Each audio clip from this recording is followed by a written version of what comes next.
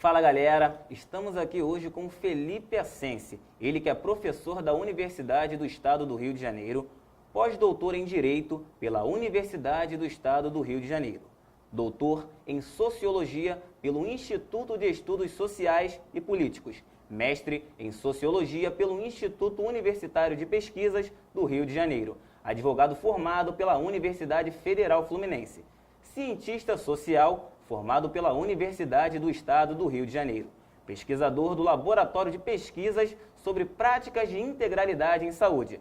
Foi coordenador da pesquisa Judicialização da Saúde no Brasil entre o Conselho Nacional de Justiça e a UERJ. Felipe, é um prazer recebê-lo aqui. Muito obrigado por aceitar o convite. Uma honra. Explica pra gente, de onde veio a vontade de cursar a faculdade de Direito?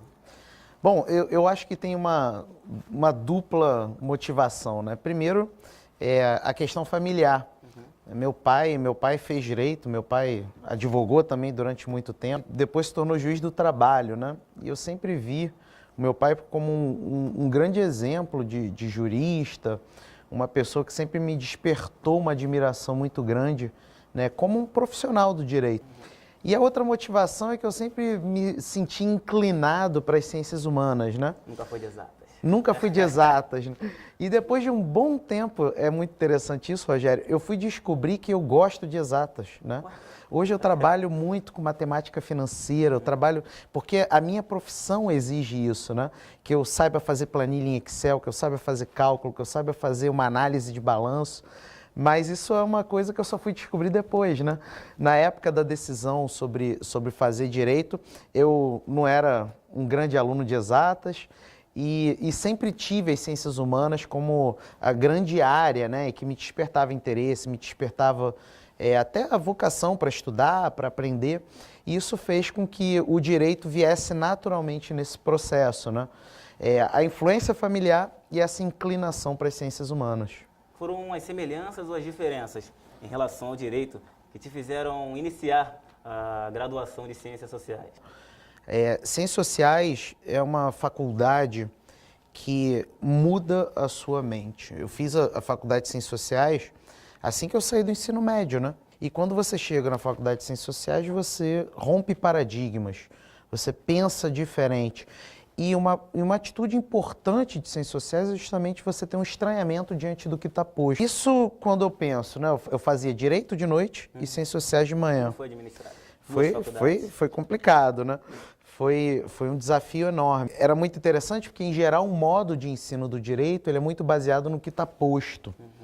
E as ciências sociais, elas são muito baseadas no estranhamento do que está posto. E é muito legal porque eu, à noite, assistia a aula do que está posto e de manhã eu desconstruía. E isso era muito interessante, foi muito importante para mim.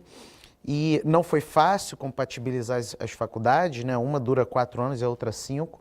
Eu ainda trabalhava à tarde, mas foi um momento muito especial para mim e certamente o que eu hoje penso como um acadêmico e como um profissional está relacionado a contribuição dessas duas grandes áreas de conhecimento. Você possui experiência internacional, tais como na Universidade de Coimbra, em Portugal, e na Universidade Los Libertadores, na Colômbia.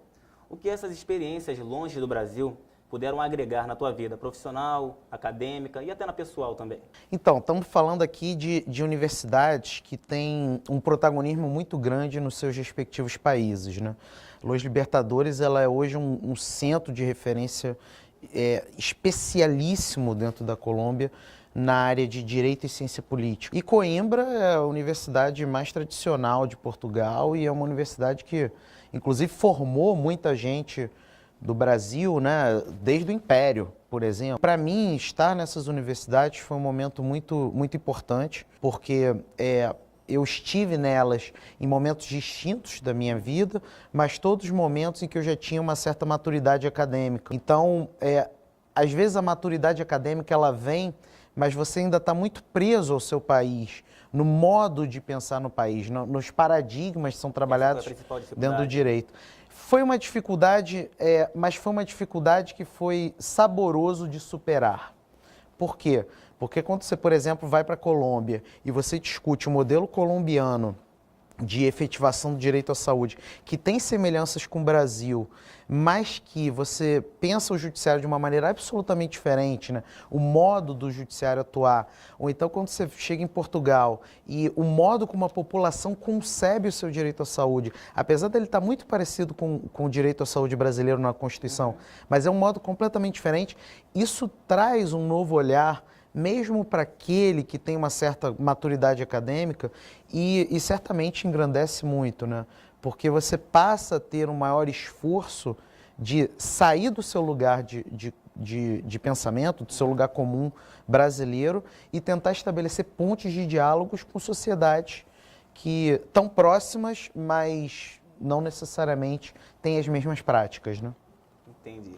Aprofundando um pouco mais o nosso assunto agora, né? A que se deve o fato de haver um crescimento surpreendente de demandas judiciais envolvendo o direito à saúde?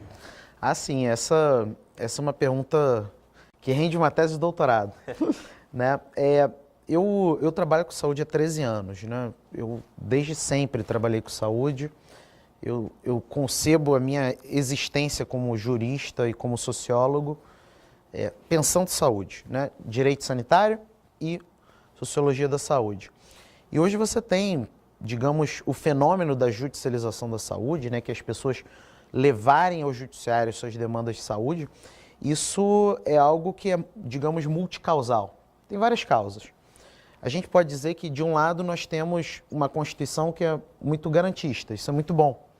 Né? O indivíduo no Brasil é um indivíduo que é bem revestido de direitos. Tá? Nós temos uma Constituição muito interessante, muito positiva em termos de direito. Por isso que eu sou um daqueles partidários que sou contra ter outra Constituição. Eu prefiro a gente... aquele ditado, né, do melhor ter um na mão do que dois voando. Esse um na mão que a gente tem é muito bom. Tá? Não é uma Constituição perfeita, mas é uma Constituição que é muito boa. Então, a gente tem um indivíduo que tem direitos. A gente tem também mecanismos para efetivar esses direitos. E mecanismos democráticos, tá? Mecanismos democráticos. Por exemplo, todo mundo pode propor ação judicial.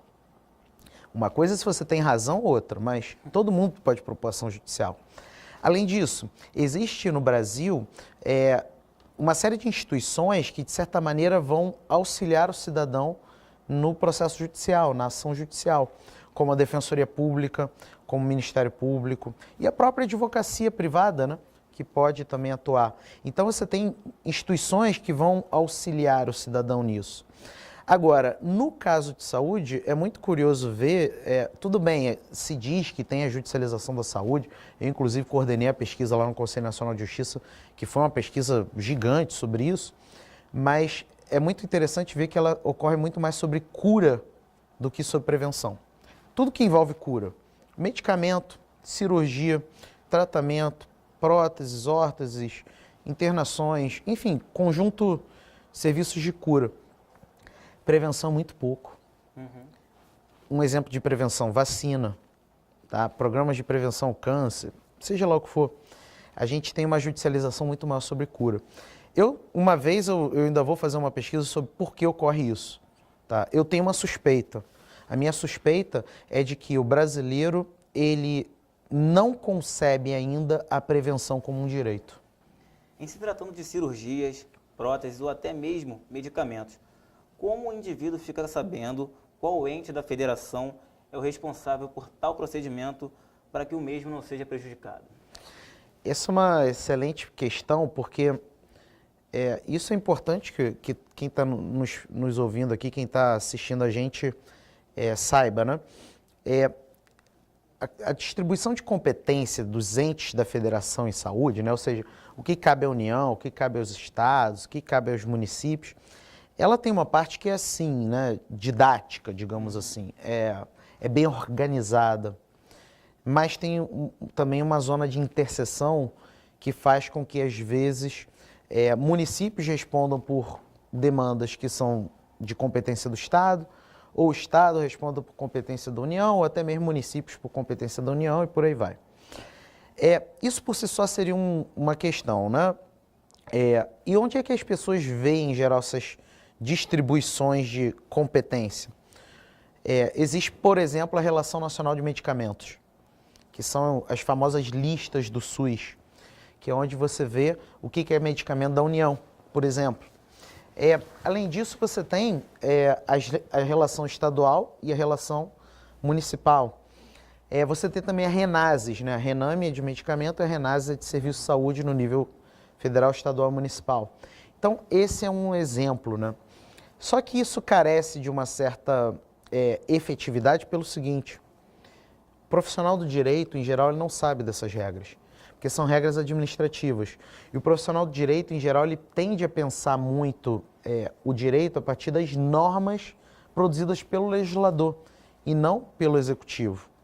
Isso faz com que, a despeito de, eventualmente, você ter um medicamento que é de responsabilidade da União, quando o advogado ele propõe a ação contra o município, e acaba que o juiz também entende que aquilo é de responsabilidade municipal, porque ele não é familiarizado com as regras de competência, e acaba que o município, então, paga por esse medicamento que não é, em tese, de responsabilidade municipal. Isso causa um certo problema sistêmico e mais, no nível municipal, a gente observa que ele é o maior réu. Tá? Isso daí, todas as minhas pesquisas mostram isso. O município é o maior réu na judicialização da saúde. Às vezes por coisas que ele deveria fazer e não fez, mas às vezes por coisas que ele não deveria fazer, porque são de competência do Estado ou da União, e por isso não fez. Então, Felipe, no teu ponto de vista, há alguma maneira de acabar com essa distância envolvendo os profissionais de direito com questões relacionadas à saúde, tendo em vista que decisões são tomadas de maneira equivocada justamente pelo distanciamento dos profissionais do assunto? A gente está avançando muito nisso, né? Se a gente compara com 10 anos atrás, hoje os profissionais de direito eles têm uma maior proximidade ou uma maior tendência de proximidade com as questões de saúde, né? Se a gente pensa, por exemplo, todo o investimento que o Conselho Nacional de Justiça fez em 2009, 2010, 2011, principalmente, né, em estruturar certas bases para que os profissionais do direito eles tenham mais conhecimento de saúde. Como, por exemplo, o CNJ estabeleceu que todo juiz ele tem que fazer curso de direito sanitário nas escolas de magistratura, estabeleceu que direito sanitário tem que ser cobrado na prova para a magistratura, estabeleceu diversas parcerias o CNJ nesses anos para, de certa maneira, fazer com que os profissionais de direito discutam mais a questão da saúde. Então, nós temos avançado, né? Mas eu não comemoro ainda, pelo seguinte motivo: a gente tem que entender que tipo de saúde os profissionais de direito estão se aproximando. Por exemplo, hoje existe uma tendência no Brasil de investir nessa aproximação, nessa capacitação dos profissionais de direito em matéria de saúde, principalmente a partir de uma discussão sobre medicina baseada em evidências, que é algo que dentro da saúde coletiva, que é um campo importantíssimo, que produz muito conhecimento sobre saúde, é algo bastante complicado.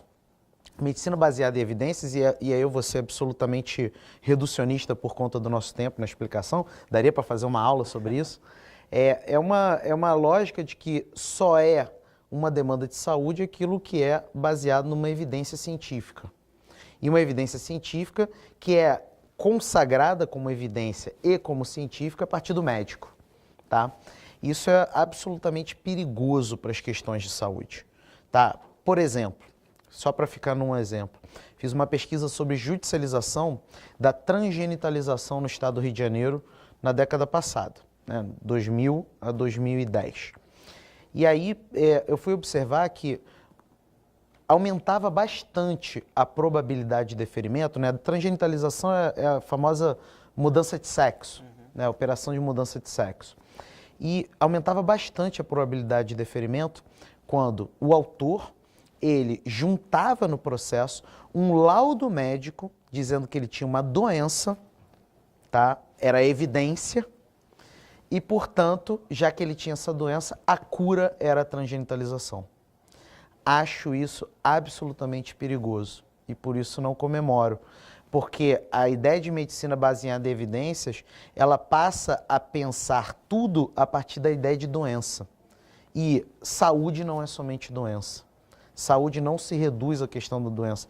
Saúde também diz respeito a bem-estar. Tá? E quando a gente trabalha, por exemplo, demanda de transgenitalização a partir de doença, você produz estigma, você reproduz uma visão biomedicalizante de uma questão que é a opção sexual, né? E isso eu acho muito perigoso da gente reproduzir. Então não comemoro ainda, apesar de ver no saldo muitos avanços, mas infelizmente alguns desses avanços eles são colonizados por uma visão absolutamente superada já dentro da saúde coletiva, mas que o direito não conhece, né? Então reproduz, que é uma visão de medicalização da saúde. Então a saúde passa a ser vista como doença. Felipe, por que o direito concebe de forma diferente os problemas relacionados à saúde? Isso é uma coisa, tanto é que por isso está relacionado com essa sua pergunta, por que a gente precisa aproximar? Porque às vezes, e aproximar mesmo os profissionais do direito dos profissionais da saúde, né? E da própria gestão. Às vezes o profissional do direito, o próprio direito, não só o profissional, mas o próprio direito, concebe algo da saúde de uma maneira e a saúde concebe de outra. Vou dar um exemplo muito prático. Exame. Para a saúde, né? Para a saúde, um exame, o que ele é? Ele é apenas um indicativo, tá? Se diz em saúde que por mais que o exame diga que você está com uma taxa de glicemia alta, esse exame ele depende de uma avaliação médica, o médico vai cotejar com as outras informações que ele tem sobre você para chegar a um diagnóstico a seu respeito. Então o exame nunca é 100%, porque ele é cotejado com outros elementos. Ele é sempre 99,99999%. Até porque, a rigor, né, você tem o erro humano, né? Alguém pode ter digitado errado. Por isso é importante cotejar. Dentro do direito, sabe como é que os profissionais do direito e o próprio direito concebem o exame? Como uma obrigação que se chama obrigação de fim, 100%.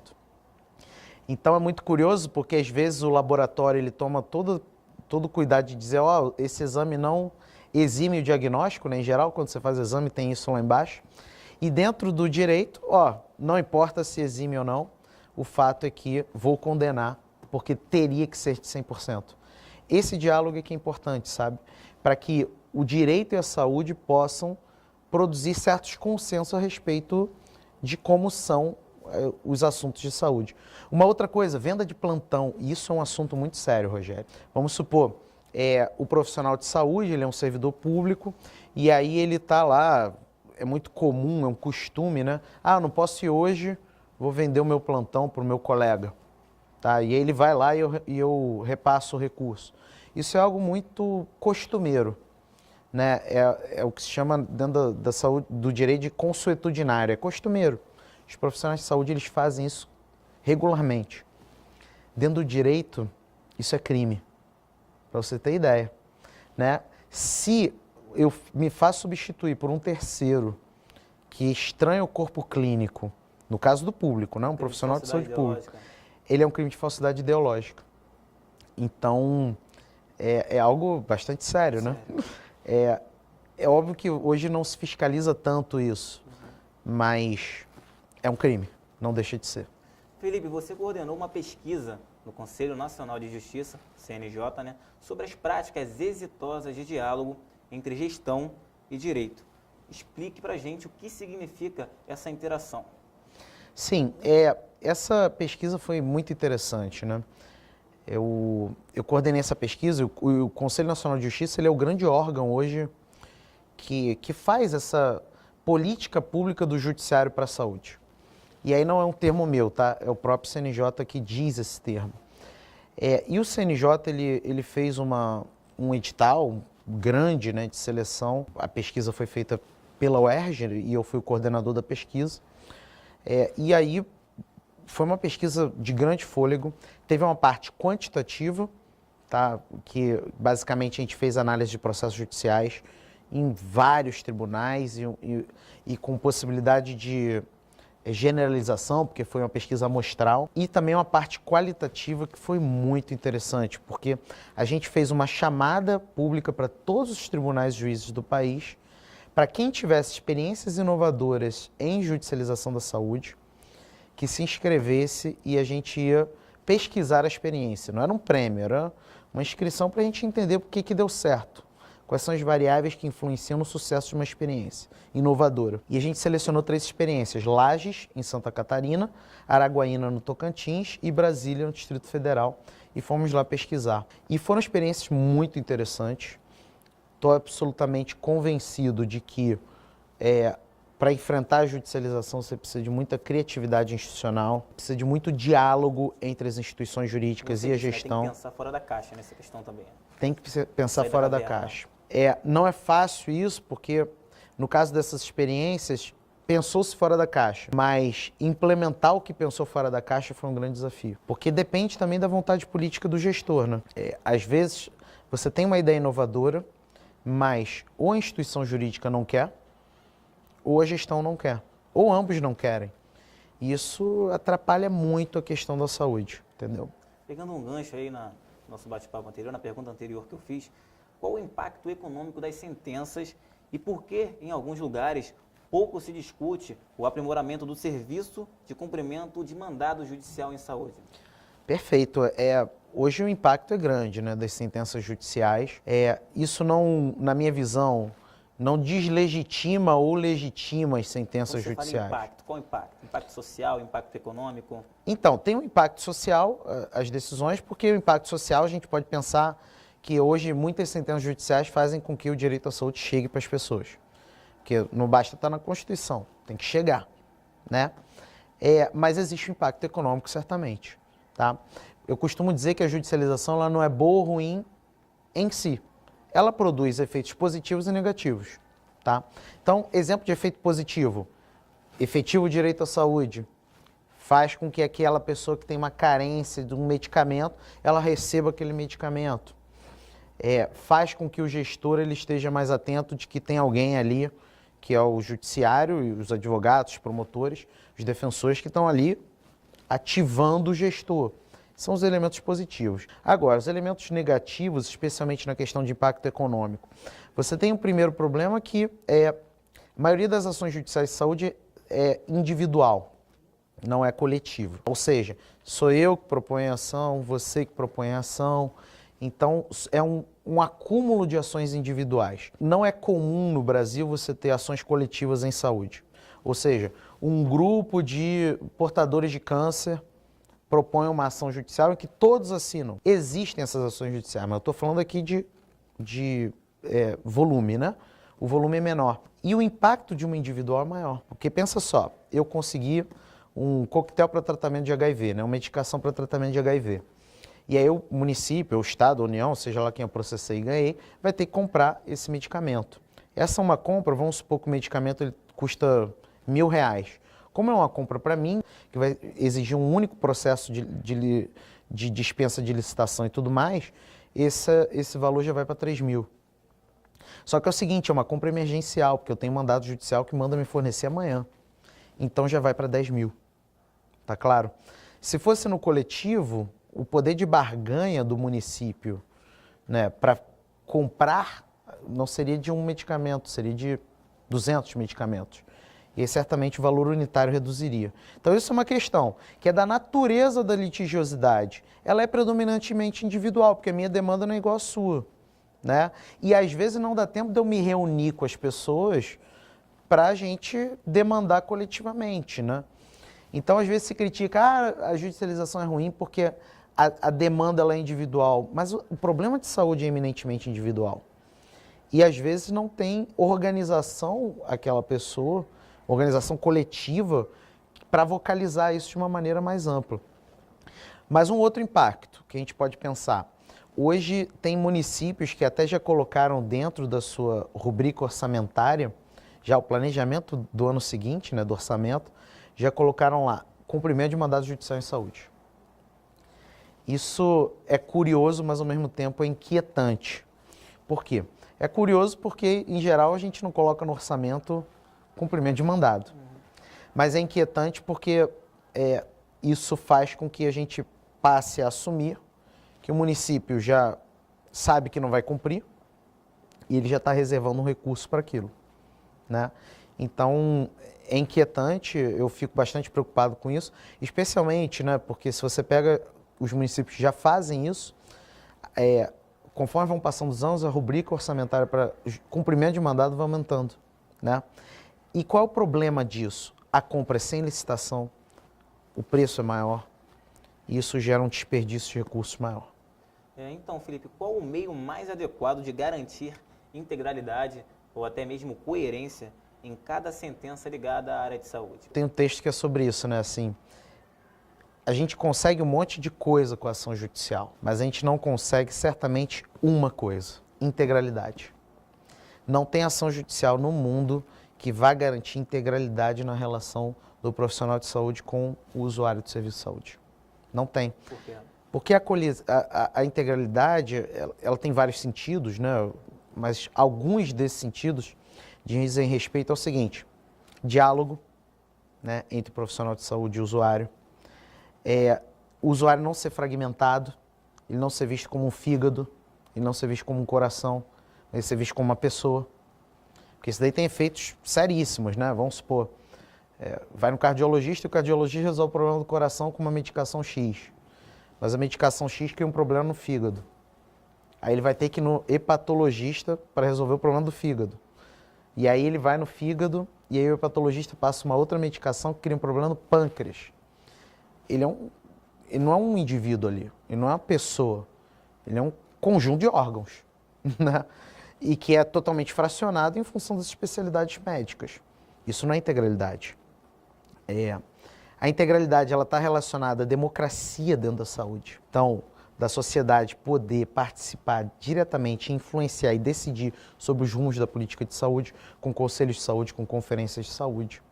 E a integralidade está relacionada ao compromisso do profissional de saúde em fazer o seu melhor pelo usuário. Felipe, novamente foi um prazer recebê-lo aqui. Uma honra. Espero que você volte mais vezes. Espero ter auxiliado nessa discussão bem legal sobre direito à saúde, judicialização. Rogério Almeida para a TV Juliano Moreira.